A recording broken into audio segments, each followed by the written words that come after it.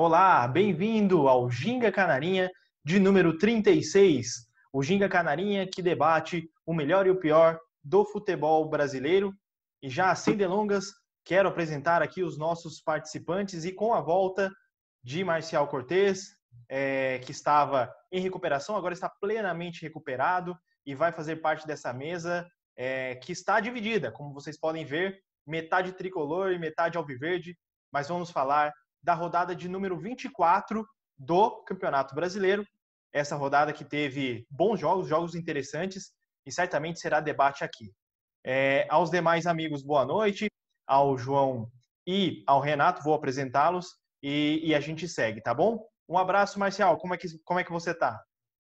Graças a Deus, recuperado da Covid e fazendo agora o acompanhamento em casa, né? Ainda tem um período aí com medicamentos, mas o pior já passou. Estamos de volta.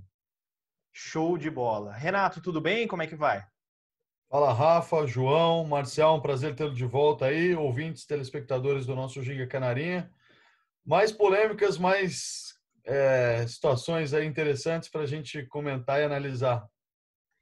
Muito bem. E João Sandfeld, tudo bem? Como é que você tá aí do outro lado do oceano? E aí, gente, tudo bom? Boa noite para todo mundo. Mais um Ginga, mais uma vez comentando a jornada do Campeonato Brasileiro e falando mal do Internacional do Abel Braga. Muito bem. Ele já deu o pitaco inicial da jornada 23, perdão, né? Da jornada que passou. E eu já deixo a bola contigo então, João. Eu queria que você desse esses destaques iniciais, vitória do Atlético Mineiro, e os paulistas, todos os grandes do estado, ganharam, e o Internacional decepcionou mais uma vez. Internacional decepcionou muito mais uma vez. O jogo foi péssimo, perdeu o pênalti, mas não criou absolutamente nada além do pênalti. Palmeiras fez um jogo muito bom, ganhou de 3-0 contra um Atlético Paranaense ainda muito, muito desfalcado, o que ajudou bastante. O São Paulo também fez um jogo muito bom, ganhou de 3-1. Os paulistas foram muito bem. Teve ainda o jogo importante, ainda o jogo do Santos contra o Sport, o Santos ganhou de 4-2. Foi uma rodada bem, bem interessante. Show de bola. Com relação ao jogo especificamente do São Paulo, queria que você abordasse rapidamente, Renato, a boa vitória do São Paulo, mas também a sua análise um pouco do que foi aquela breve polêmica, né, um possível pênalti do Thiago Volpe contra o Hernando, né, que foram disputar, na verdade, uma bola alçada na área. Queria a sua análise sobre esse lance específico para o nosso ouvinte, para o nosso espectador aí de Portugal, e também a vitória do São Paulo, que mantém ali próximo dos líderes. Então, Rafa, foi uma vitória muito importante, né? Uma vez que o São Paulo realizou os três últimos jogos aí, veio de resultados não tão bons, né? Um empate em casa contra o Vasco da Gama, onde todos esperavam uma vitória tranquila do Tricolor. Teve um jogo fora de casa um pouco mais complicado contra o Ceará, que era um jogo, se eu não me engano, pela oitava rodada do Campeonato Brasileiro, um jogo atrasado. Também outro empate, onde o São Paulo até jogou razoavelmente bem. Teve a polêmica, mais uma vez, uma confusão com o VAR, e chegou para esse jogo um pouco pressionado, né? Uma vez que já estavam aí, boa parte da mídia já destacando que o time estava perdendo fôlego, enfim, e não vinha apresentando um futebol, principalmente nos últimos jogos contra equipes, né, as equipas chamadas grandes. E para surpresa, o São Paulo começou bem a partida, teve alguns lances envolventes no começo do jogo, teve uma tabela muito interessante, num lance específico no primeiro tempo entre o Luciano e o Brenner, onde o Luciano deixou o Brenner na cara do gol e infelizmente o menino perdeu um pouco aí o tempo da jogada, chutou muito forte por cima, mas e depois disso o São Paulo começou a se acomodar, o Bahia cresceu um pouco no jogo, e aí ocorreu o lance que você acabou de mencionar, né? Teve uma bola, um levantamento no meio da área do São Paulo, o zagueiro lateral esquerdo, Léo Pelé, né, se antecipou a jogada, tirando a bola de cabeça, e nisso o Thiago Volpe, goleiro do São Paulo, veio para dar um soco, né, para tirar a bola, e acabou atingindo em cheio o rosto do jogador do Bahia, né? Para mim, sinceramente, não é porque é um lance contra o São Paulo, mas para mim foi um lance totalmente de jogo, onde não acho que teve intenção principalmente, né, de de atingir a jogada. Eu acredito que se o Léo Pelé não acerta a cabeçada na bola, o goleiro tiraria a bola com o soco e depois talvez haveria o choque, mas eu achei sinceramente que não foi um caso para ser marcado. O VAR foi chamado, né? Eu acredito até que o próprio árbitro que estava na cabine, né, comandando o VAR, acredito que ele tenha achado que foi pênalti, e o árbitro de campo, né, foi ver a imagem e até por ele ter visto o lance também bem próximo, acho que ele teve a mesma visão que eu, achando que realmente foi um lance acidental. Depois analisando até, né, alguns programas esportivos aqui do Brasil, eu vi uma divisão assim muito igual, na verdade, né? Acho que a maioria aí não teve uma maioria, uma coisa assim que todos falassem que foi ou que não foi. Então, realmente foi um lance muito difícil, acho que de interpretação, e aí eu acho que vale realmente a visão do árbitro que está em campo, né? Está vivendo ali o momento e, como eu falei, ele estava bem colocado no jogo e acho que ele teve melhor atitude ali a fazer pela impressão que ele teve.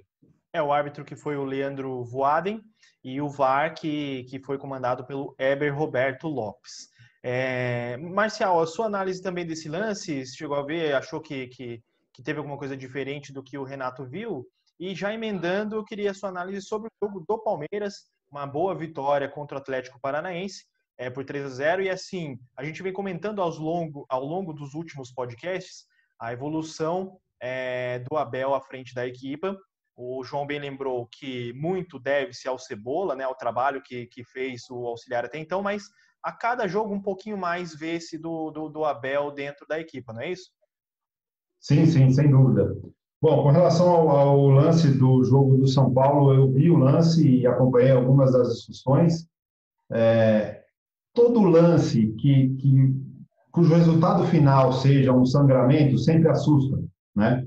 Então, acho que isso assustou mais até do que o lance em si, propriamente dito, né?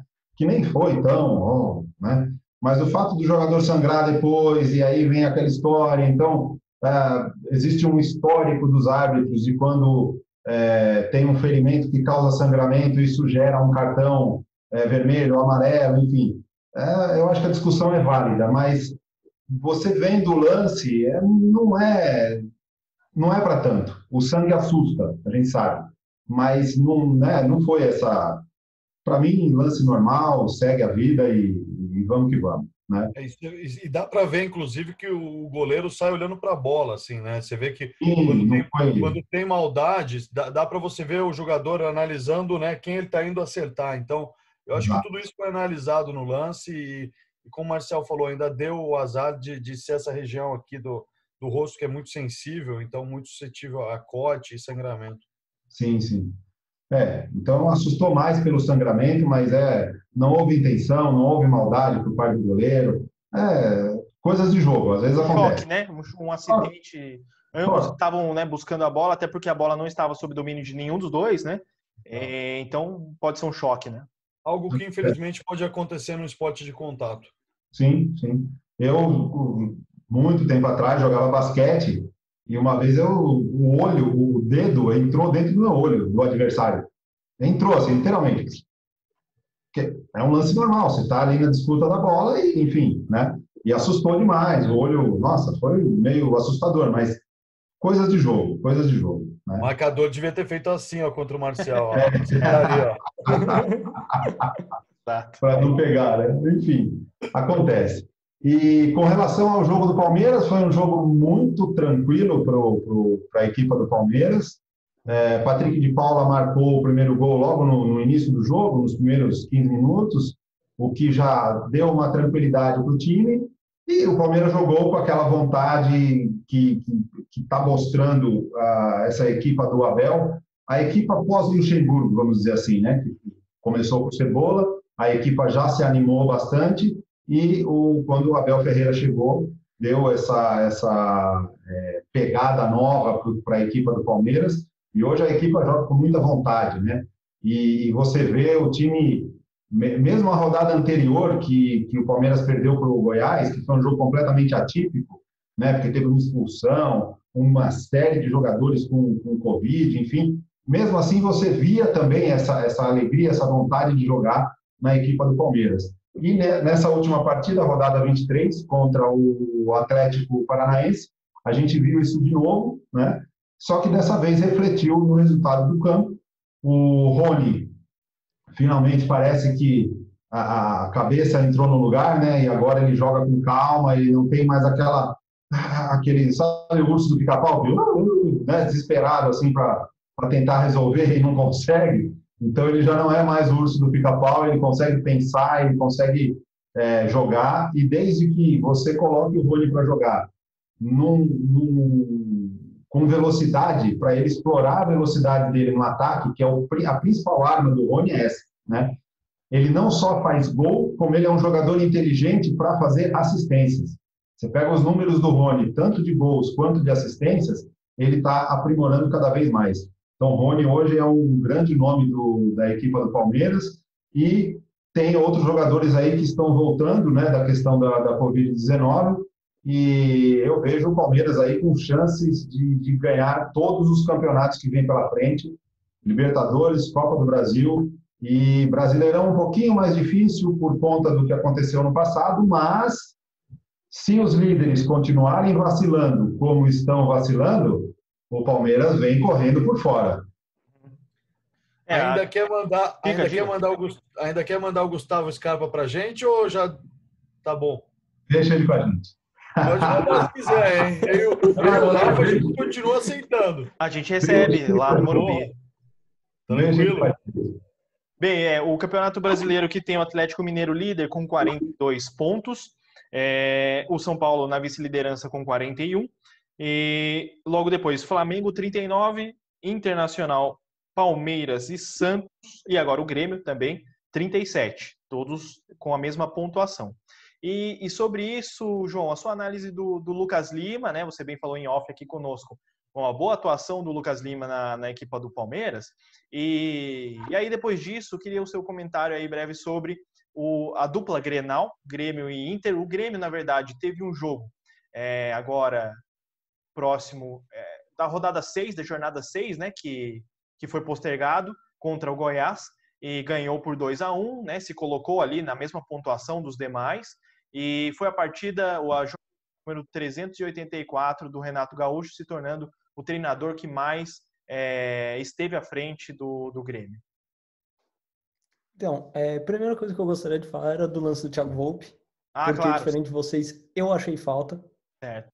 A intenção dele é nítida, ele visa a bola, ele quer acertar a bola, ele não tem maldade nenhuma no lance, mas uma falta não intencional continua sendo falta. É a minha visão, a minha interpretação é que ele visa a bola, ele tenta, mas ele continua atingindo o jogador de maneira faltosa, por isso eu marcaria o pênalti. Mas não daria cartão, não daria nada, exatamente porque ele visa a bola, foi um lance de jogo mais faltoso, né? Aquele lance que é natural acontecer é uma falta de jogo. Você não daria um cartão amarelo ou vermelho? Não daria cartão nenhum, foi uma falta, mas uma falta de jogo. Só que calhou de ser dentro da área, então seria o pênalti. E em relação ao Lucas Lima finalmente chegou o Lucas Lima no Palmeiras, né? Eu cheguei a brincar, né, no WhatsApp no grupo do nosso palestra, falando: quem é esse Lucas Lima? Esse moleque joga bola, ele é muito bom. Quando ele chegou no time, eu não tô sabendo. Não lembrava de contratação, porque é essa impressão que eu tenho. É um jogador que começa a desenvolver, eu estava totalmente desacreditado. Cheguei a comentar em outros momentos da minha vida que o Lucas Lima, para mim, não ia dar certo mais no Palmeiras, não tinha como dar. E eu estou mudando, porque o Abel está me fazendo mudar essa opinião. O Abel está sabendo utilizar o Lucas Lima e ele foi muito bem. A gente destaca o Rony, o Marcel destacou o Rony, mas o Lucas Lima foi o verdadeiro maestro do Palmeiras na partida, principalmente no primeiro tempo. O primeiro tempo do Lucas Lima foi uma coisa sensacional. Ele corria pela ponta direita, ele jogou muito pelo lado direito, né? Ele foi escalado pelo lado direito do campo, mas ele atuava não como ponta, como um extremo direito, né? Ele atuava com um meia mais ou menos pelo lado direito, ele fazia cruzamentos pelo lado direito, mas ele puxava muito pelo meio, ele fechava muito o meio e aparecendo como camisa 10. Foi assim, inclusive, que o Patrick de Paula fez o gol. A bola passou pelo Lucas Lima e de primeira com camisa 10 estava de frente para a área, deixou o Patrick de Paula na cara do gol. O Lucas Lima foi o maestro daquele time, ele fez o time jogar como quis. Ele tomou conta da partida, principalmente na primeira etapa.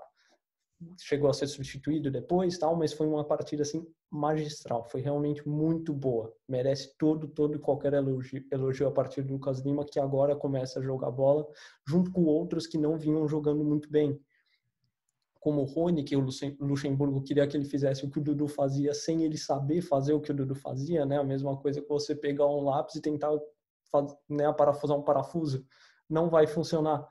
Você tem que saber a função do jogador em campo, e a do Rony não era aquilo, o que o Luxemburgo fazia. Quando o Cebola começou a fazer o Rony jogar do jeito que ele sabe jogar, e o Abel agora fazendo perfeitamente, o Rony deslanchou de vez no time, principalmente marcando gols, que não é muito a característica dele. Eu sempre falei também que ele não é um jogador artilheiro, porque não é. Ele é um jogador que dá assistências, mas agora ele está se mostrando um jogador com capacidade de fazer gols também, o que me impressiona e me deixa muito feliz, né? E qual que era a outra questão? Dupla Grenal. Exato, o Internacional que empatou, né, com o Atlético Goianiense. Exatamente, Internacional partida ruim, né? E o Grêmio que ganhou do Goiás. Não foi uma partida ruim, foi uma partida péssima. Foi uma partida chata de assistir, foi uma partida ruim, que dá vontade de dormir. Eu só assisti esse jogo até o fim porque eu assisti enquanto eu estava trabalhando de madrugada, então eu estava com a TV ligada, estava vendo quando eu acabei de trabalhar, estava acabando o jogo, então eu assisti até o final, porque ela foi muito chata de assistir. O Inter não criou uma chance real, e o Atlético Goianiense quase não passou no meio campo. O Internacional é um time que o Abel Braga conseguiu destruir muito rápido. O Abel Braga acabou com tudo que o Kudê fazia, a marcação alta, a imposição, a propositividade, nem sei se essa palavra existe, mas propor o jogo, né, um time propositivo, acabou com tudo isso muito rápido. O time passou a ser reativo, né? O time passou a ser reativo. O time passou a ser reativo, né? Ao contrário do que é. Não digo que o time passou a ser reativo, eu digo que o time se perdeu, porque o time também não é um time com características reativas pela montagem do elenco, não tem jogadores de velocidade, não é um time que joga só no contra-ataque. Nesse jogo contra o Atlético Goianiense, por exemplo, não tentou contra-ataque, tentou realmente criar jogadas, mas vive de bolas... Só bola alçada na área. Sim. Exato, boa jogada na área, vive de erro do adversário, vive de sorte. Essa é a verdade. O Internacional hoje está nas mãos da sorte. Então, perdeu um pênalti, né? O goleiro que não devia estar no gol do Atlético Goianiense, devia estar na prisão, ele pegou um pênalti. E do Galhardo, que sumiu. O Thiago Galhardo do Kudê também sumiu, porque a função dele em campo mudou completamente, e é uma função que ele não consegue render muito bem. Ele estava rendendo muito bem como segundo atacante, agora joga mais ou menos como centroavante, às vezes como meia, camisa 10, ele não encaixou. E o Grêmio foi, pelo contrário, um time que fez uma partida muito boa. Não deixou o Goiás se impor na partida, acabou tomando gol, faz parte, mas foi muito bem, Jean-Pierre bem. O Grêmio realmente do Renato continua o roteiro de outros anos, como eu disse, começa mal, mas deslancha ao longo da temporada e joga um futebol muito legal de assistir. É muito gostoso assistir o Grêmio jogar hoje. É uma coisa realmente muito boa. E o Renato, o maior treinador da história do Grêmio, conseguindo fazer esse trabalho melhorar cada vez mais. E o Grêmio, né, João, ele segue vivo nas 3 competições. Sim, o Grêmio segue vivo nas 3 competições. Eu acho muito difícil o Grêmio... nas 3, né? Sim, eu acho muito difícil o Grêmio conquistar o Brasileirão, porque o Grêmio é um time muito mais copeiro do que um time regular, até porque o começo do Grêmio no Campeonato Brasileiro foi muito ruim. Essa história do Grêmio começar mal e deslanchar ao longo da temporada mata a chance do time no Campeonato Brasileiro. Mas na Copa do Brasil e na Libertadores, o Grêmio do Renato se mostrou sempre um time copeiro, um time que sabe jogar Copas, e então é um time realmente que vai dar trabalho, vai dar bastante trabalho. São Paulo está na chave de São Paulo na Copa do Brasil, os dois devem passar, né? Muito bem. É do outro lado. Tá lá do outro lado. O Rafa, só para saber a sua opinião, para você foi pênalti no lance do Thiago Volpi? Ou o que você achou? Não, para mim eu também não achei pênalti pelo seguinte motivo, até em comparações com outras jogadas que foram feitas, etc. O que eu entendo é que quando existe a posse por um determinado jogador e ele é atingido, ou seja, comparando, por exemplo, com a posse de bola, o jogador dá um tapa à frente e é atingido depois. O drible, por exemplo, isso é falta porque ele foi impedido de progredir, mas ele estava com a posse para isso. No caso do Hernando, por exemplo, se falou, não, o Volpi não, vamos dizer assim, ele cometeu uma falta ao não deixar o Hernando progredir, ou seja, não disputar a bola. Então tem 2 pontos que eu acredito nessa jogada. A primeira é que a bola não estava em disputa, porque, obviamente, ela não estava em posse de nenhum dos dois, e ela foi retirada pelo zagueiro, né, pelo central, antes de chegar a eles. E a segunda questão depois que houve a tirada da bola, houve um choque casual porque nenhum dos dois estava com a posse e essa posse foi removida. Vou dar um outro exemplo.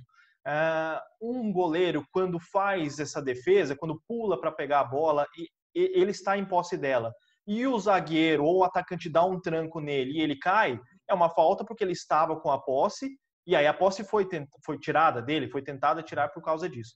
Então, seria falta do Hernando se o Volpi estivesse com a bola, e seria falta do Volpi se, por exemplo, o Hernando tivesse ali a posse ou tivesse possibilidade de receber essa bola e fosse impedido.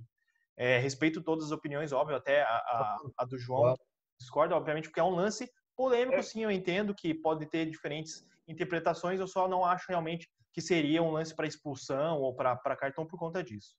Não, foi só para realmente saber sua opinião, e como eu também falei aqui, a maioria dos programas... não chegou a um consenso, né? Ninguém se não foi 50-50, foi uma coisa muito próxima a isso. Então, você via alguns falando que achavam pênalti, outros não. Então, realmente é um lance que é difícil de ser marcado. Exato. E convido aos espectadores e ouvintes também a procurarem esse lance, verem para entender um pouquinho mais, né? Contextualizar o que a gente está falando, o jogo do São Paulo contra o Bahia, nessa 23ª jornada, na Casa do Bahia, né? Na Arena Fonte Nova. E, João, você ia comentar algo? Sim, que inclusive na transmissão, o Salvio Spínola, né, comentarista de arbitragem da Globo, que na minha opinião é ótimo, eu adoro as opiniões dele, ele é um ótimo professor, inclusive. Ele comentou que era um lance completamente interpretativo, que ele acha que existem diferentes visões e dependendo da pessoa que analisa o lance, ela vai ter uma opinião e isso é completamente natural. Na hora do lance, ele julgou que não seria pênalti, né? Exato, ele achou que não era pênalti, mas que era um lance completamente interpretativo. Sim. Legal. Volto então a ti, Marcial, para a gente falar, como é costume agora nos últimos podcasts do Ginga Canarinha, sobre o Ginga da Jornada. E aí combinamos em off o Ginga da Jornada, para você que acompanha agora, é o destaque dessa jornada, da 23ª, quem os nossos comentadores acham que foi o jogador em si que se destacou. E aí nós combinamos em off que nós não votaríamos, nós não daríamos o prêmio de Ginga da Jornada para um jogador da nossa equipa. Então, no caso do Marcial, começa por ti. Quem seria para você o Ginga da jornada 23, que não seja do Palmeiras? Eu vou votar no Ginga da jornada no Marinho dos Santos, que a gente não comentou o jogo do Santos, mas foi um baita jogo bacana de se assistir também. 4-2, começou 2-0, o Sport fez 2-2, todo mundo achou que poderia acontecer algo diferente, de uma reação do Sport ou coisa assim, e aí o Santos foi lá e já fez 4-2, foi um jogo bem legal de se ver, e o Marinho com o torpedo aleatório dele é sensacional, é um jogador um minimício aleatório, é um jogador que me agrada muito, me chama a atenção, não só pela qualidade do futebol, mas por essa fanfarronice fora do campo, que é muito necessária e faz muita falta hoje em dia no futebol. Nos anos 80 isso era muito comum, a gente tinha vários jogadores que tinham essa característica, né? E hoje no futebol atual faz muita falta isso, e o Marinho ele resgata essa coisa dos anos 80, dessa fanfarronice fora de campo. Perfeito, então temos o primeiro voto para o Marinho dos Santos. Renato, agora passando para ti o Ginga da jornada, sem ser da equipe tricolor do São Paulo. Rafa, olha, tenho que fazer algumas considerações só, né? Claro. Como falamos aqui, O Reinaldo, lateral esquerdo do São Paulo, com 3 assistências, né, participando diretamente dos 3 gols do São Paulo, eu acho que tem que ser mencionado. O próprio Luciano, que fez 2 gols, sendo um de bicicleta.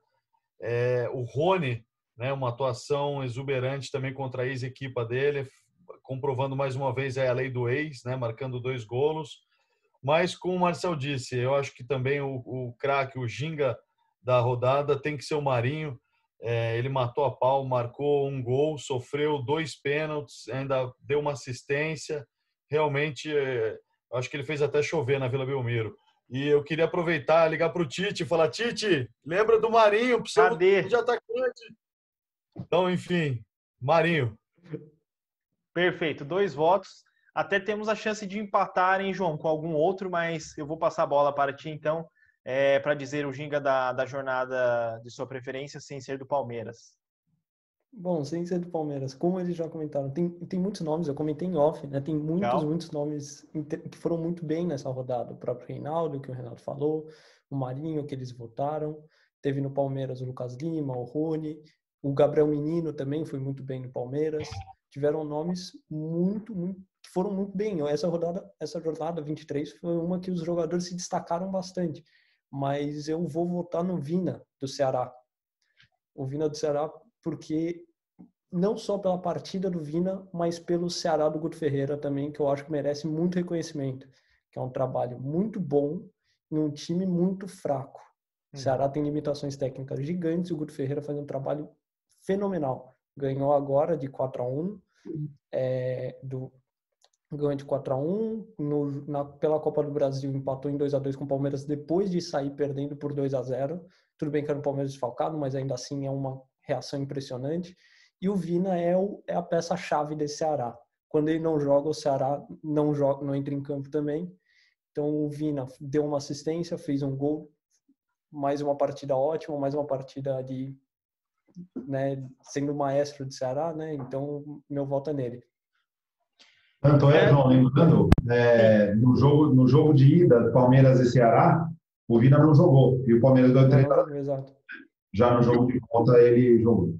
E o Vina faz parte daquele grupo de jogadores que o Brasil, né, costuma ter, os famosos ciganos, né, que passam por diversas equipas. Aí ele já passou por Fluminense, Atlético Paranaense, e nunca, né, apresentou um futebol assim realmente de destaque.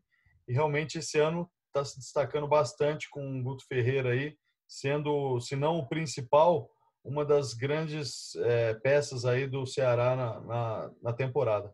Sim, inclusive o Vina, desculpa, só completando a questão do Vina, que eu brinco que ele é um novo Thiago Galhardo, né? Esse jogador que não jogou bem em lugar nenhum, aparece no Ceará, se destaca e provavelmente na próxima época vai ter uma chance em algum time maior, como é com o Galhardo agora no Internacional.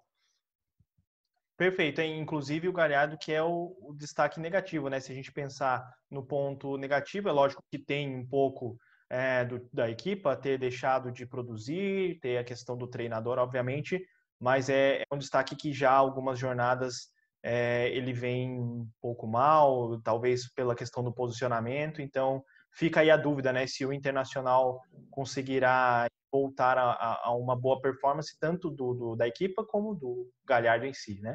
Mas então nós temos um empate, viu? Porque eu vou votar também no Vina. Acho sim que ele é o principal jogador do Ceará. Estava até procurando aqui as informações para passar para vocês, ouvintes. Ele é o líder de golos da equipa, com 7 golos, e também é o líder de assistência, com 4. Então, ele é o líder das duas principais, né, dos 2 principais números na equipa, e o principal, eu acho, é realmente essa crescida de produção do Ceará. É lógico que é uma equipa que briga, né, na parte de baixo da tabela, mas ainda assim eu acredito que a equipa do Ceará tenha permanência na Série A, justamente até para brigar por alguma outra vaga, a depender, lógico, da evolução do Vina e até de outros jogadores interessantes, como o próprio Kleber, né, que marcou o golo recentemente, tem o Praz como um dos jogadores mais experientes do elenco, então certamente nós ainda falaremos desses jogadores pela boa produção do Ceará. Bem, Agora, para a gente completar aqui o nosso Ginga da edição de número 36, nós daremos alguns pitacos para a próxima jornada. E aí eu já queria começar contigo, Marcial, para falar um pouco da jornada de número 24, perdão. 24. Isso, e que nós teremos alguns jogos interessantes, a começar por Santos e Palmeiras, o clássico aqui o clássico paulista. Só, Marinho, não vem com esse minimício aleatório para cima do Palmeiras, não, hein? Vai para lá com esse negócio. Dá o seu pitaco aí, quanto você acha que vai ser o jogo? Vai ser um jogo bem interessante, eu acho que o Palmeiras ganha por 2-0. Ok, 2-0 então Palmeiras. 2-0, sem minimício. Sem minimício. Renato, seu palpite para Santos e Palmeiras na jornada 24? Espero um grande jogo, acho que vai ser um jogo com muitos golos. Acredito aí, de repente, um 2-1 ou um 2-2, mas acredito aí que para não ficar em cima do muro. Isso. 2-1 Santos. 2-1 Santos, ok. E João, para ti? Eu acredito na vitória do Palmeiras. Eu tô com o Marcial, mas eu acho que vai ser 2-1. Porque o Palmeiras não vai ter o principal nome defensivo, que é o Gustavo Gomes, que foi suspenso hoje pelo STJD, vai pegar mais uma partida de gancho, então ele não vai poder estar em campo. Muito bem. Então, só lembrando até aos ouvintes e espectadores que, né, a gente vai fazer essa conferência depois para ver quem chegou mais próximo, quem acertou e tudo mais. Então, Marcial, já manda o seu palpite para Atlético e Inter, um jogo importante, né? O Atlético Mineiro líder e o Inter tentando se recuperar, né? O Sampaoli vai passar o rodo, vai ser 3-0. 3-0 para o Galo. 3-0 Galo. Renato. Lembrando que o Galo joga em casa, né? Vem de uma vitória da rodada anterior contra o Atlético, agora me fugiu agora quem que o Galo ganhou a última partida, que foi na quarta-feira. Nessa 23ª ganhou do Botafogo de 2-1. Botafogo, exatamente. Eu acredito numa vitória tranquila do Atlético Mineiro, mas eu acho que teremos um gol do Galhardo para ele quebrar essa zica aí, lembrando que ele perdeu os últimos 2 pênaltis, né? Os últimos jogos aí que ele bateu, ele teve que, né, participar da cobrança da decisão aí na eliminação da Copa do Brasil. Ele perdeu o pênalti e também perdeu esse último pênalti aí contra o Atlético Goianiense. Mas eu acho que também é um jogo onde deveremos ter bastante gols pelo Atlético Mineiro. O Atlético Mineiro que tem uma pequena, acho que só fazer um pequeno comentário rápido aqui, tem uma pequena confusão lá também, né? Tiveram 2 casos aí de 2 jogadores que foram pegos em uma boate, uma balada, sem máscara, um ambiente fechado, onde o Atlético Mineiro hoje, como o Palmeiras, o Atlético Paranaense e o Santos, recentemente, acho que uma das equipas que mais teve casos aí de Covid. Então, os jogadores foram duramente cobrados, né, na própria balada, aí, digamos assim. E então, é uma pequena dor de cabeça aí para o Sampaoli, acho que contornar. Mas eu acredito, sinceramente, pelo elenco que o Atlético Mineiro tem, num jogo aí de 4-1, tranquilo, ou 4-0. Mas eu vou apostar num golzinho aí do Galhardo, para ele quebrar essa uruca dele aí. 4-1. Mas vai ser um trator, vai ser 4-1. Boa. E, João, então, Atlético Mineiro e Inter na 24ª rodada. Eu acho que é 4-0 fora o baile. Né? O Internacional não vai ter gol do Galhardo. Não vai ter gol do Galhardo. O Internacional, o pior Internacional desde 2016, quando foi rebaixado. Então, acho que o Atlético Mineiro, mesmo ainda meio desfalcado, ainda instável, bastante instável, é um time infinitamente superior. Muito bem. O próximo é um jogo interessante de se discutir, né? Como falamos em off aqui, temos Bahia e Ceará. Então, Marcial, seus comentários, o seu palpite do jogo Bahia e Ceará. É um jogo bem divertido, né, de se ver, pela situação dos dois na tabela. O Bahia, todo mundo já dizia que era um candidato ao rebaixamento e agora dá uma renascida, e o Ceará também tentando se manter ali na primeira página de classificação da tabela. Vai ser um jogo bem interessante. Eu vou de empate nesse jogo, mas um empate gordo, assim, empate com gols. 2-2. Perfeito. Tirou as palavras da minha boca, eu também apostaria 2-2. É um jogo bem legal. Renato. Esse é um jogo interessante da rodada. O Bahia jogando mais uma vez em casa, vindo de derrota contra o São Paulo, precisando aí, porque já a água começou a bater no pescoço, né, na zona de rebaixamento. E o Ceará ao contrário, né, vem de uma vitória bem interessante fora de casa contra o Vasco, uma goleada de 4-1. E vou falar para vocês, vou de Ceará, 3-2. 3-2. Gol do Vina, hein? Gol do Vina. O ginga da jornada aqui em empate. João, agora o seu palpite. Meu palpite para esse jogo é 2-0 Ceará. O Ceará é um time que eu gosto bastante, é um time bem treinado, mesmo com muitas limitações técnicas, enquanto o Bahia ainda não mostrou muita coisa. O Bahia do Mano Menezes ainda não demonstrou muita coisa, além do que já vinha demonstrando com o Roger Machado, e ainda pior do que vinha demonstrando com o Roger Machado, porque o Roger Machado ainda teve uma fase muito boa com o Bahia, que beirou Libertadores ano passado, coisa assim. A diretoria quis mudar e mudou para o completo oposto. O Roger não tem nada a ver com o Mano Menezes, deu nada certo até aqui, então eu voto no 2-0 para o time do Guto. Anotado. E por fim Guardiola, nós temos... inclusive. Sim.